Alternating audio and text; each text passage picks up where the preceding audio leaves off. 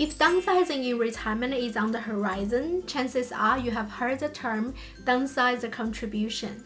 And if sounds confusing or overly technical, that's completely normal. In this video, I'll walk through what a downsizer contribution actually is, who qualifies, how it works, and the key rules to be aware of. By the end, it should be much clearer whether this is relevant and how it fits into your downsizing decision. In a nutshell, a downsizer contribution allows money from the sale of a qualifying dwelling to be contributed into superannuation by a qualifying individual, subject to specific contribution limits and administrative requirements. This might sound complicated at first, but later in this video, I'll break down each of these 4 key concepts step by step to make it much easier to understand. Downsizer contribution was introduced in 2018 and has since been expanded to make it more accessible, primarily through lowering the age threshold. The intent behind this measure is twofold. First, it encourages older Australians to downsize, which helps free up larger homes and release housing stocks for younger families. Second, it encourages people to unlock equity tied up in their home to help fund their own retirement, reducing the long-term pressure on age pension and aged care funding. Of course, for the government to achieve these outcomes, there needs to be a clear incentive. That incentive is the ability to move a significant amount of money into superannuation outside the usual concessional and non-concessional contribution caps. Specifically, up to $300,000 per person can be contributed, even at older ages and even if total super balances are already high, without triggering the limits that normally restrict further contributions. This is powerful because superannuation is one of the most tax-effective environments available. Investment earnings inside a super accumulation account are taxed at a maximum of 15%. Once that money is used to support a retirement income stream, such as an account-based pension, the investment earnings can become completely tax-free. Pension payments received from account-based pension are also tax-free. On top of that, downsizer contributions form part of the tax-free component of super. This means no death benefit tax is payable on this amount, regardless of who the beneficiary is. If the concept of superannuation death benefit tax is unfamiliar, make sure to watch that video as well, where I explain why leaving your super to your adult children after you are gone can cost tens of thousands of dollars, with a significant portion of your super balance ending up with ATO instead of your family. I also cover 3 ways to reduce or minimize this tax, which is especially important for retirees with adult children as potential beneficiaries. Now let's walk through how a downsizer contribution actually works. To be eligible to make a downsizer contribution, a person needs to satisfy all of the criteria. First, there must be a sale of a qualifying dwelling. It must be a residential property in Australia, such as a house, unit, or apartment.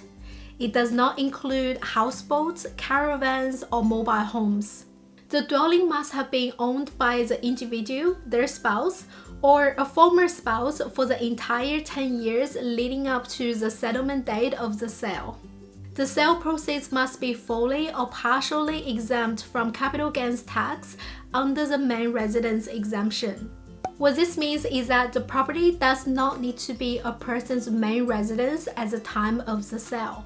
For example, Jenny bought a property and lived in it as her main residence for several years. She later moved out and rented the property as an investment. Because the property qualifies for a partial main residence CGT exemption when sold, it can still be a qualifying dwelling. However, a dwelling that was an investment property for the entire ownership period will not qualify.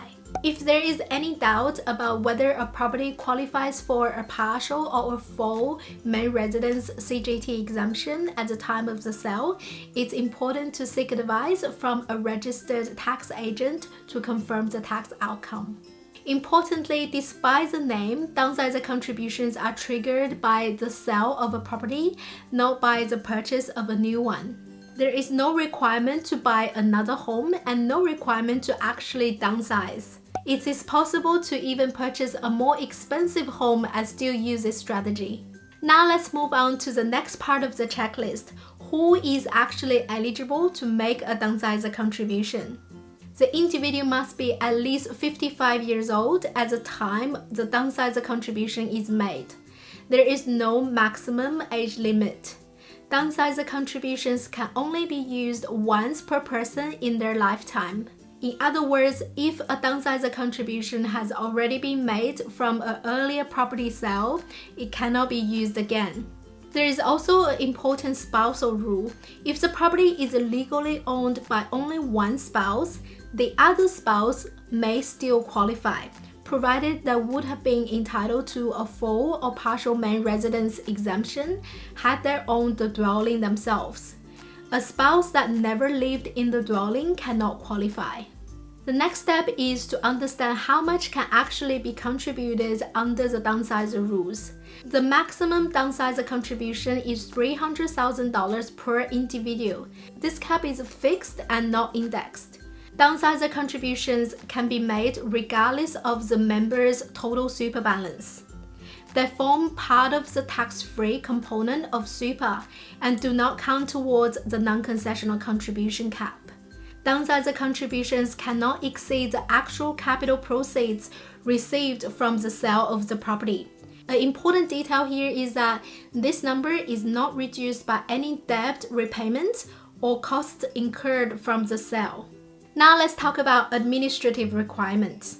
The downsizer contribution must generally be made within 90 days of receiving the sale proceeds, which is usually the settlement date, and it must be made after the qualifying individual has reached at least 55. If circumstances beyond the person's control prevent them from making a downsizer contribution within the 90-day time frame, the ATO may exercise discretion to grant an extension. This can apply in situations such as ill health or a death in the family.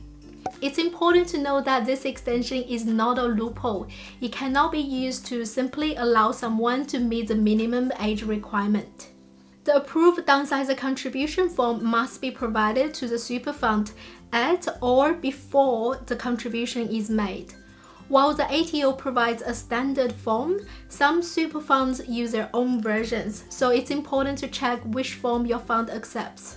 A common complaint from people who downsize their family home is that the leftover money increases their accessible assets, therefore reduces or even cuts off their age pension. However, it's important to note that this is not always the outcome. With the right use of a Centrelink concession and age pension maximization strategies, this impact can often be managed. A good place to start is my video on the principal home sale proceeds exemption. It explains how this concession can be used to reduce the impact on age pension during the transition period between the old home and the new one. In some cases, there may even be eligibility for rent assistance while renting. After that, watch my video on 18 ways to maximize age pension, which explores other avenues to improve age pension outcome. Thanks for watching. I'll see you in the next one.